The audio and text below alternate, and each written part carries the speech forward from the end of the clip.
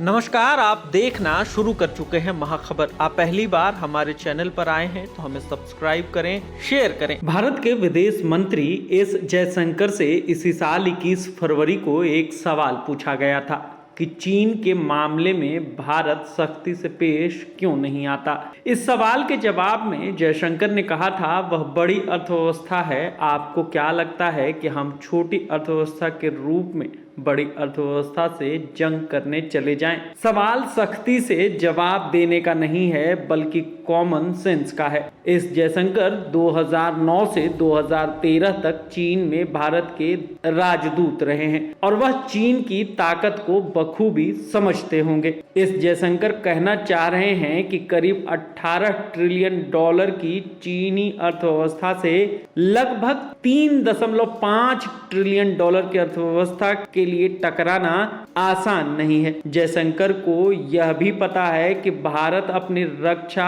आपूर्ति के लिए रूस पर निर्भर है और जंग किसी दूसरे के भरोसे नहीं लड़ी जाती है, वह भी तब जब रूस की करीबी चीन से यूक्रेन युद्ध के बाद और बढ़ी है। यूक्रेन युद्ध के कारण रूस की निर्भरता चीन पर लगातार बढ़ रही है और इसे भारत के लिए खतरनाक माना जा रहा है। पिछले साल फरवरी में रूसी राष्ट्रपति व्लादिमीर पुतिन चीन में आयोजित विंटर ओलंपिक के उद्घाटन समारोह में शरीक होने गए थे।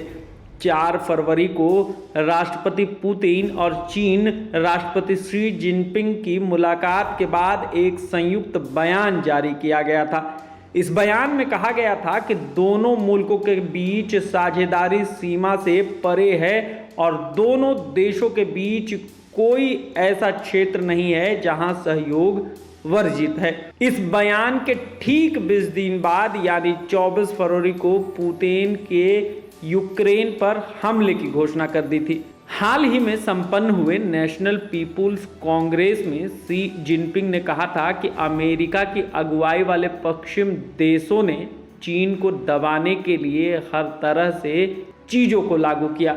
इससे चीन की तरक्की की राह में कई तरह की अप्रत्याशित चुनौतियों का सामना करना पड़ा। ऐसा पहली बार है जब चीन के शीर्ष नेतृत्व से इस तरह का आरोप लगाया गया है। इसे संदर्भ में देखें तो रूस के साथ चीन की साझेदारी का संबंध अमेरिका और पश्चिम को रोकने से है। शी जिनपिंग पिछले महीने 21 से 23 मार्च तक रूस में थे।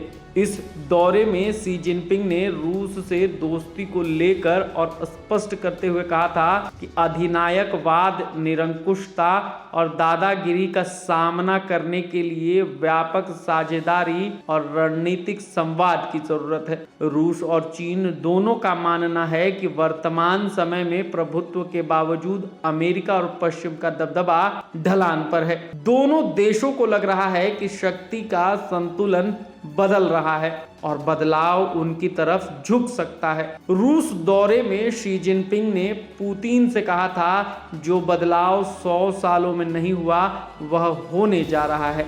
हम इस बदलाव को साथ मिलकर आगे ले जा रहे हैं। पुतिन ने इसके जवाब में कहा था, मैं भी इससे सहमत हूँ।